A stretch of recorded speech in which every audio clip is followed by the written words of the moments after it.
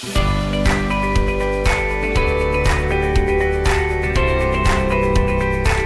back if you've joined us from the previous session.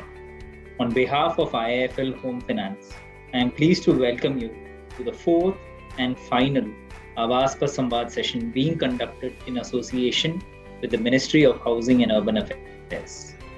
Our host for this session is Indian Green Building Council, for which we thank Mr. V. Suresh and the team at IGVC. I am pleased to introduce you to the moderator for this session, Mr. V. Suresh. He is the chairman of the Indian Green Building Council. Three outstanding panelists we have there, and we got to get the discussion going on this particular subject. The topic for which we have been given, as everybody knows, is on new emerging construction technologies and opportunities for technograhis. That means the one who is going to use that to learn and adopt in the context of the many lighthouse projects that we have already taken up. From the market and financial side of the market, how can we make the developers and loan consumers to adopt these materials and technology? Have you ever had any problem of some other technology coming over there? No, we don't own the house, or people are having any difficulty in that? Or are there any gaps which requires to be rectified to catalyze developers to get into that? I saw one of the things where some of the developers have already said that we are getting into the technology. One of the speakers did say on that. So your own efforts in this particular area to push through technology, while your primary area is to fund the particular one at the retail level to individuals or at a larger level to the builders and developers. Would you like to say how has been your experience? Thank you, Mr. Suresh. Thank you for making me part of this esteemed panel. As you are aware, we have looked at things beyond finance. We have not restricted ourselves to just financing and leaving the rest to the developers or the individuals to do what they wanted to do. We have gone a step ahead and we wanted to make a difference. And I still feel we are far, far, far away from really percolating the whole this concept deep rooted. Because we, I think, live in two different worlds. One is a world for the upper strata of the Indian society, which is maybe 0.5%, 1%. And then there is the rest of the country, which is left on its own to discover and kicked around or banged around to discover how they need to do things. So there is a huge deficit of, I would say, information or knowledge dissemination at the level where it needs to be. So I think the concept of the affordable housing in which we work in, both for the developer or for the individual, is it has to be cheap. It has to be cost effective. That's the underlying bottom line thing. Yeah, I think we cut out the word cheap. Cost effective is the better one. Cheap can give a lower value. Sorry. Value for money. Okay. So cost effective. So what I'm saying is that makes the developers slightly wary of trying new things and really exploring and exploiting or trying to exposing themselves to something which has not been tested before. Yes. But I think, and also the fact that how the dynamics of the real estate has changed. Now it is, I think largely it's not an industry with a very high margin. It is becoming a more, I would say, efficient margin business, not a very high margin business, which is a very important step because it makes people enter this segment who are efficient, who understand processes, who understand products, who understand new technology. Until such time, it was a very wide, huge gap in the earning potential. The different kind of people enter the arena. So I think this is a very interesting and exciting time. Now, for once, we can say it's an industry where all kind of efficiencies have to be brought in, whether it is your material efficiency, whether it is your process efficiency of any kind has to come in. Let us be honest here that or even time for completion, execution. Absolutely. That's why I'm saying operational efficiency will come with link to time. Right, you're right. With link to time only. So we are seeing that people are very, very adaptable and open to adopting this. But however, I still feel there's a long way to go. But one segment which I feel is being left out, and let us all agree on that, is going to be the self-construction. In India, where I still feel 80-85% is going to be self-construction. So I'm sure maybe on the sidelines I'll have a chat with Mr. Vijay what we can do with that. That's a very large 80% of the houses are going to be self-construction. How we can bring in this prefab thing. I'm sure he's working on 3D. That's a very exciting piece.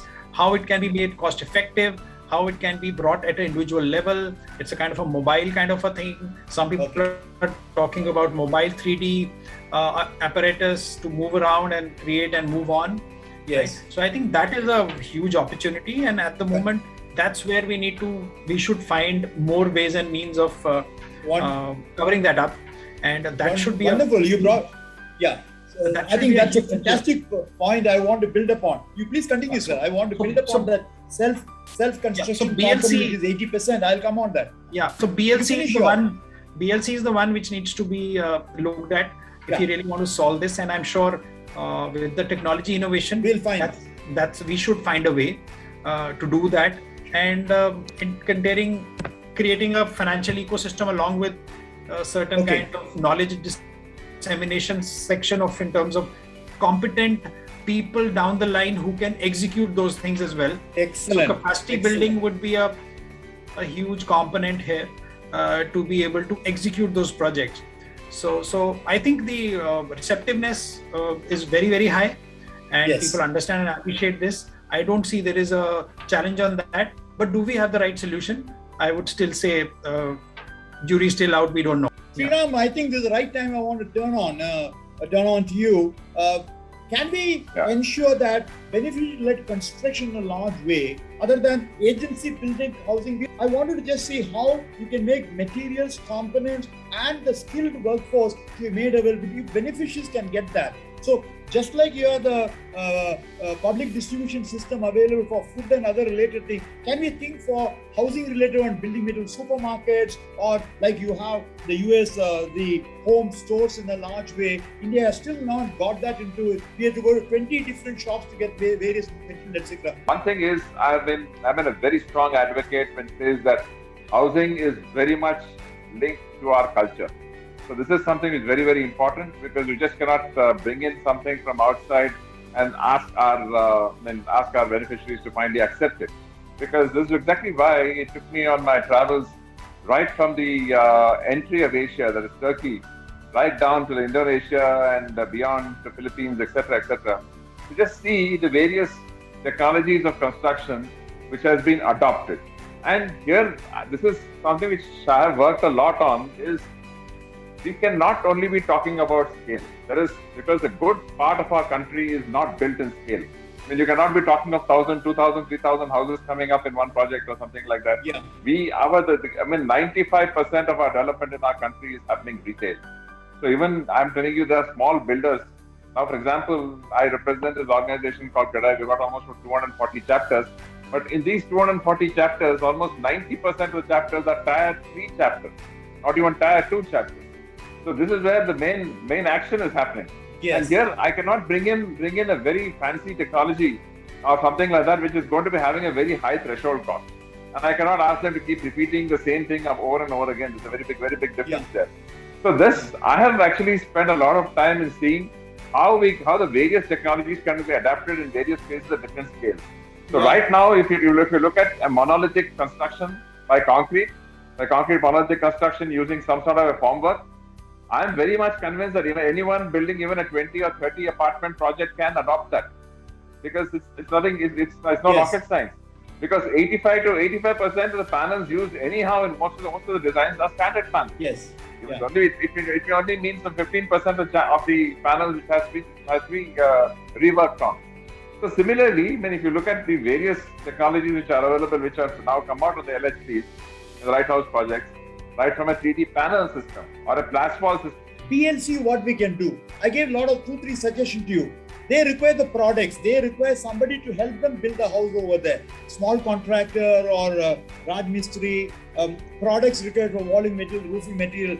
I suggested a building material supermarket or outlet available in all the things where you can go and get that. Even trained, certified construction workers, mason, carpenter, barbender, plumber, electrician. If we're able to give products as well as the skill level, then beneficiary-led construction becomes easier as a guidance, because all of them are not architects and engineers. They're either a school teacher or a tailor or an auto driver, etc. So we require that input for BLC on that. But when it comes to this itself, this is where I was talking about what I was telling you.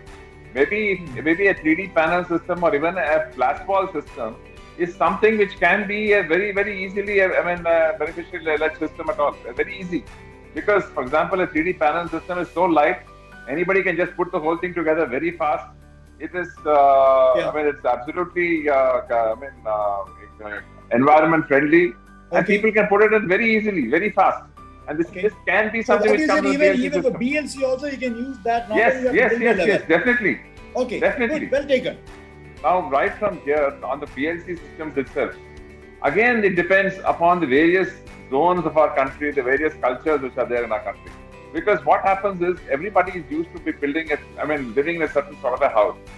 I don't know whether, I think you're all aware of it, a good part of the rural housing which has been done, people have been using it as cattle sheds and still living in their in their own old hutments which they were living in earlier.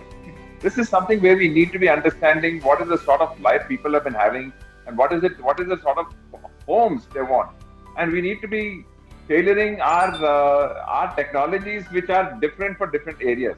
Now, for example, even in a state like Karnataka, the old Mysore area, the Malnad regions, the North Karnataka regions, the Bombay Karnataka regions, the Hyderabad Karnataka regions, each one has got its own way of building it. We have six geoclimatological zones available. I know. So this is exactly why we need to be tailoring it according to those zones. And what we need to be doing is, I think, as you said, we need to be bringing out a proper manual which can actually come up with even vernacular languages. I mean, it can be videos or whatever, which can actually tell people how they can build their houses much simpler by using these various things which are available in like you said, a supermarket-like system, which is there, which is available, which can be subsidized by the government.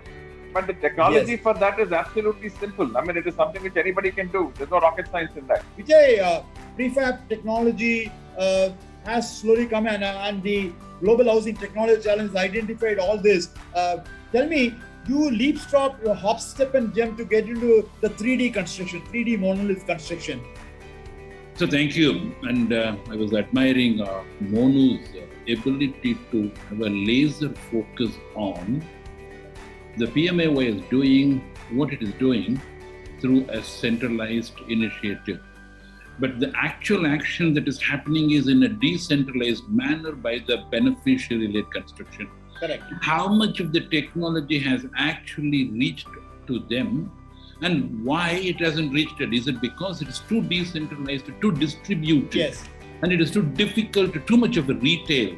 That is the challenge that you, I, the ministry, all of us are facing.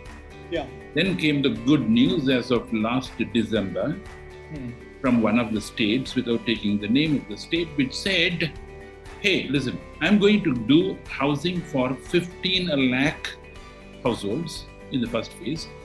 Another 15 lakh also will be done. And all these gentlemen are not going to be given house by me as it was done before. I'm going to let them do it themselves if they choose to, which is beneficiary-led construction. So what did the government of the state do? It went ahead and accumulated the land parcels, turned into plotted development, put the infrastructure in place, turned into a quality township in terms of infrastructure.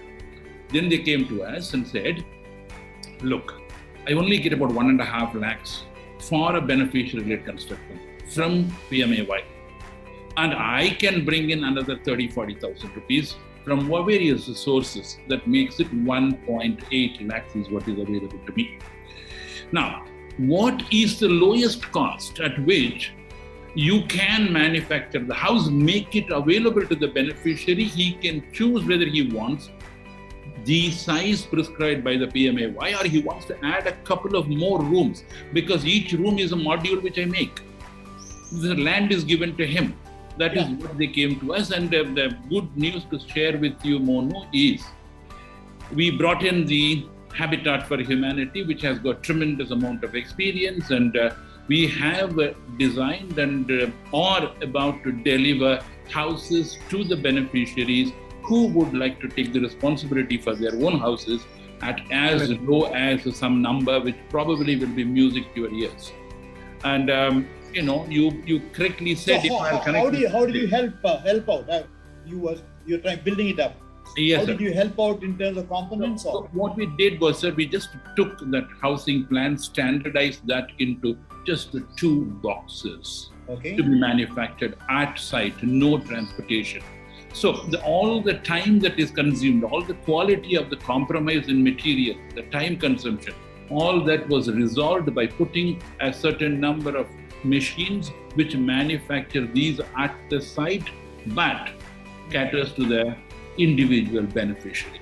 So that is what enabled this to reach to the beneficiary. The first one will be done near Tirupati, where IIT Tirupati is there. So we have a coordination with IIT Tirupati and the government and Habitat for Humanity. And like you correctly said, sir, what we did was we brought in the ecosystem of the building material manufacturer, which is Ultratech, and also the building product guys, because they got volume and they were able to offer discount. So hence we could reduce the price to a level possibly. Yes. It's going to be a record.